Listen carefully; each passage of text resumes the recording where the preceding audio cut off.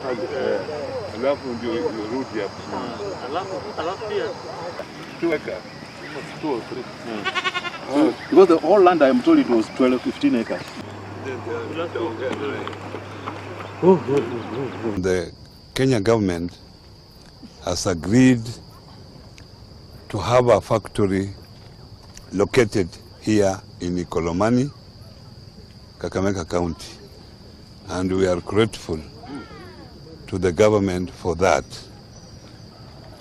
Already the national government has identified an investor who is coming to invest in the factory here, and the minister will have regulations that will ensure that all coal that is caught in this country goes through this factory before it is exported outside the country.